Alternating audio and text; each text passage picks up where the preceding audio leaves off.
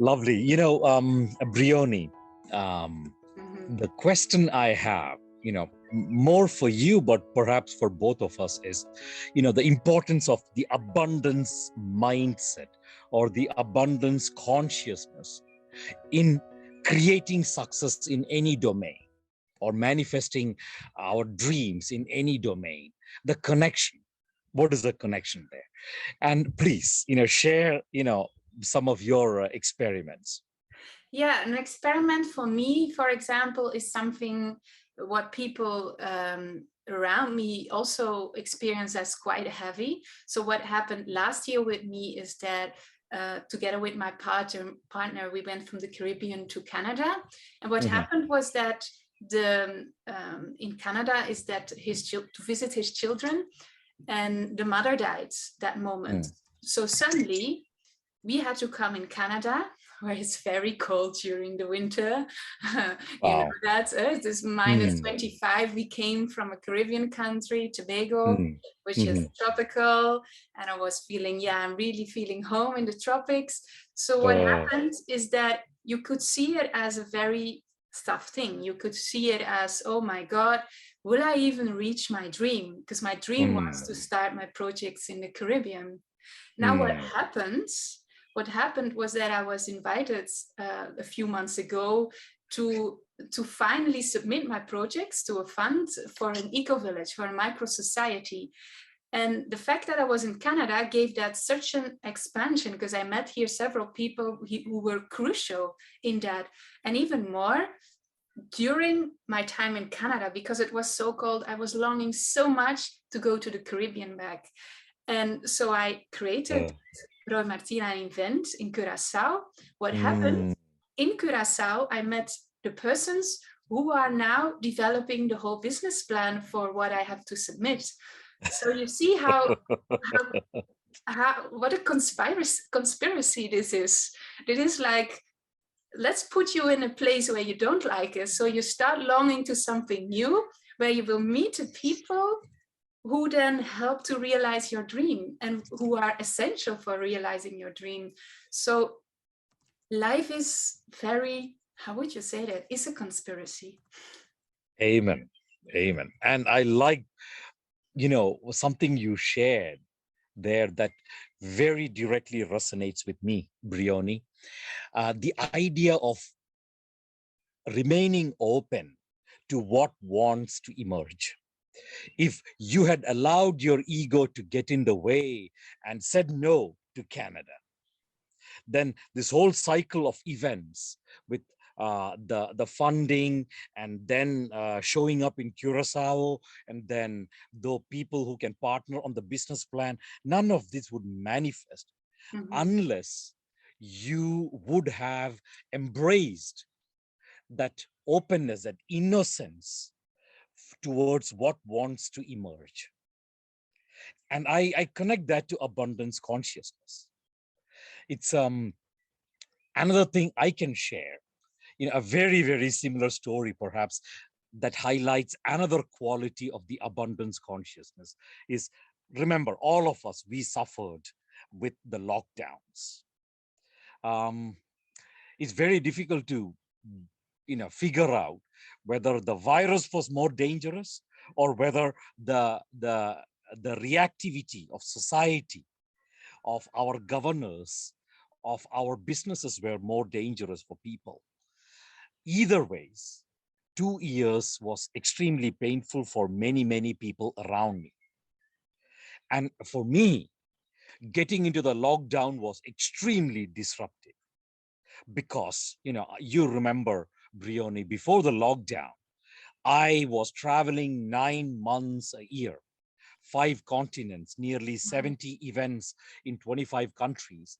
And suddenly I had all my organizing partners saying, let's postpone by 3 months. Let's postpone by 6 months. Let's wait out the pandemic. But very soon it became apparent that this is not going to be a 3 months affair. We'll have to simply rethink. And one of the things that I shifted gears inside was really saying, you know what, this is not an upset, not for me. This is some kind of a setup in disguise. I simply don't get what that setup is. But you know what? What I need to do in my consciousness is simply to embrace a sense of okayness. I'm okay with this. The world is okay the way it is. The not traveling is okay. Being in one spot, okay. Not being in my practice with others, okay. Embracing that okayness. And the magical transformation for me, the wonderment, the synchronicity was starting to happen in that okayness. Suddenly, I noticed myself completely in a new orbit of life in these 2 years. And I can look back and say, 2020 was the best year of my life. But then, now we are in 2022. And I can look back at 2021 and say 2021 was the best year in my life. The way I could enter my skin more, find my power, and just effortlessly manifest everything that seemed like a far-fetched dream was coming together with effortless ease. So I want to just highlight this okayness as another attribute of the abundance consciousness that we must embody.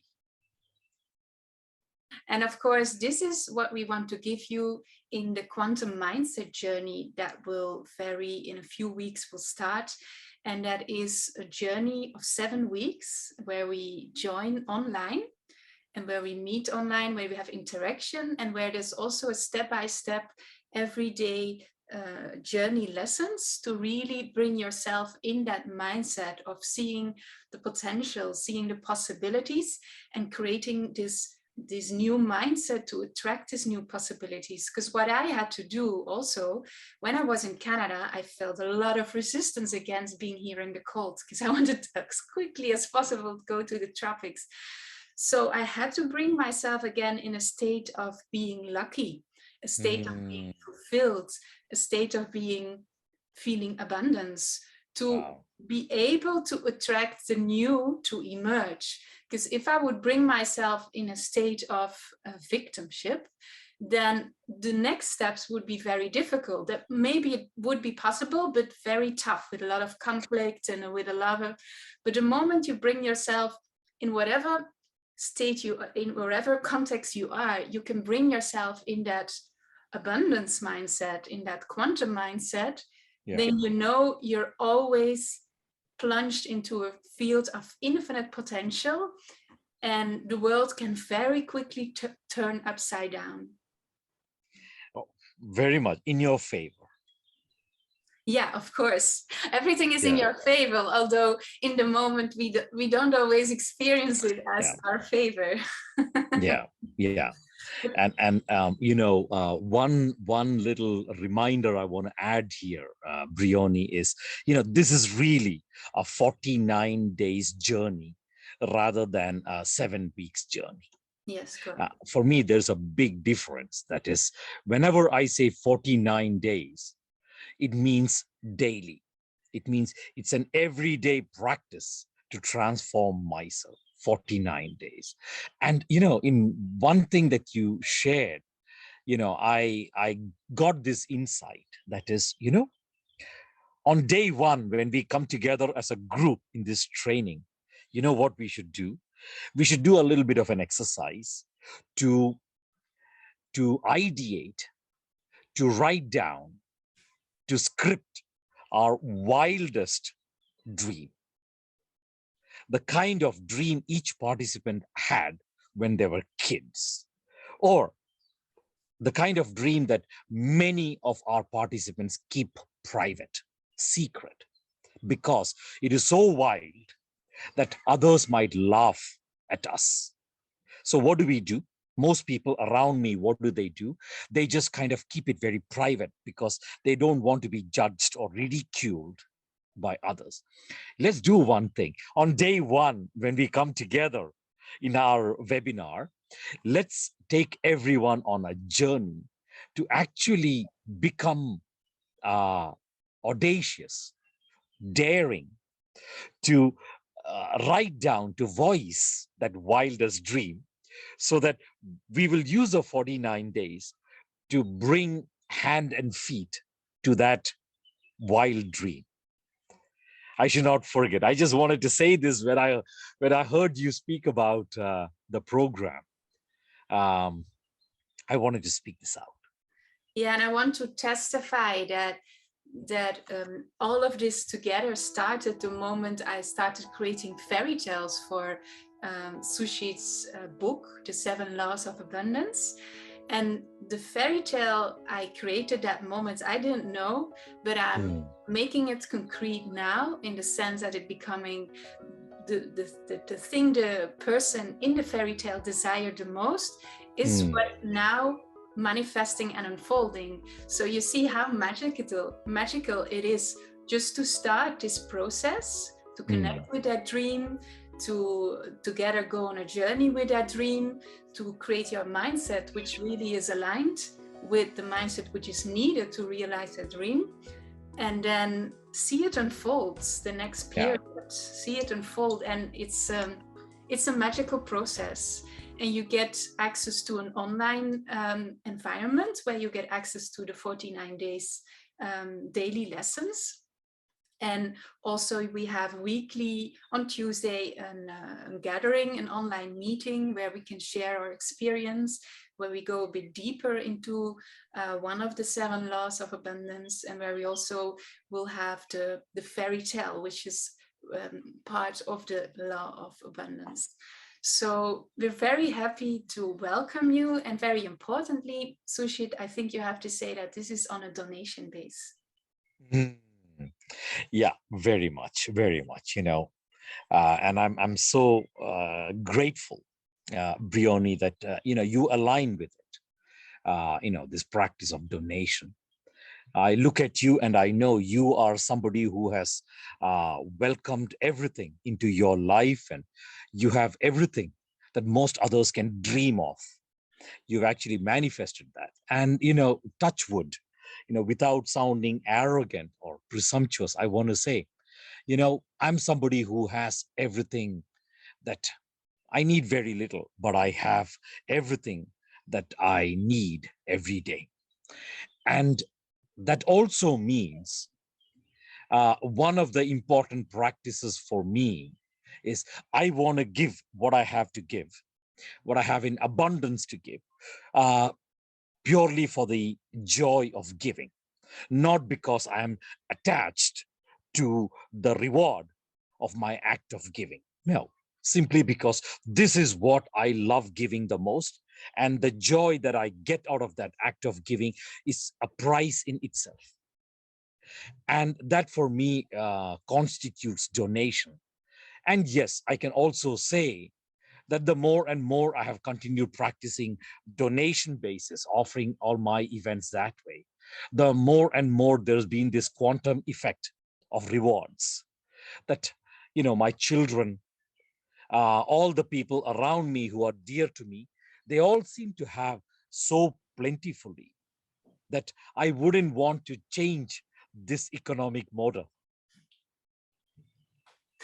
Yeah, and it's also practice to go together with us on this journey and to really feel for yourself what it is worth for you to give. That's a very good practice, and it's a practice we're in the West not used to do, but it's a very good part of abundance training. And Yes, it's a powerful expansion of inner leadership to practice that third law, the law of detachment, the detachment from rewards, the kind of fulfillment, happiness, bliss, inner power, authority, effectiveness that we feel inside from that practice. It's priceless, it's unparalleled. Yeah, I agree. I really feel joyful to start again. And I welcome you so much to start with us. And you can just subscribe on the link here, which you can find under this video. and or above the video, and very welcome you very much soon in June. Soon in June. Yeah, it's the 14th of June, starting the 14th of June. And I'm trying to find something that rhymes with 14. Never mind. Soon in June. In June. So Lovely. love to see you very soon, and we'll get back soon. Soon in June. Soon in June. Yeah, I like that one. Soon in June. Wow, beautiful. Thank you.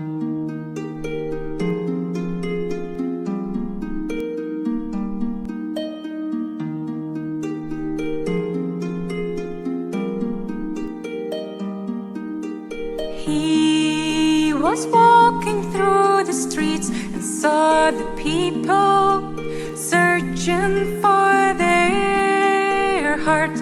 They were playing with the cards of life, the cards of business, money games. The game got stuck in details, planning, working hard and more. They felt they were losing something, but they did not know where to find, where to find, where to find, where to find. He came in and shook the cards. He saw the emptiness of their soul. He said, you forget to play with one special card, the one of your heart. Your game got stuck in details, planning, working hard and more. You feel you are losing something, but you do not know where to find, where to find, where to find, where to find. He was writing to the stars a letter of questions, questions of life. How is it possible that people forget where they can find their heart? The stars said, listen carefully to the little ones. They know where to find a card of a heart, where to find the cards of a heart, of a heart.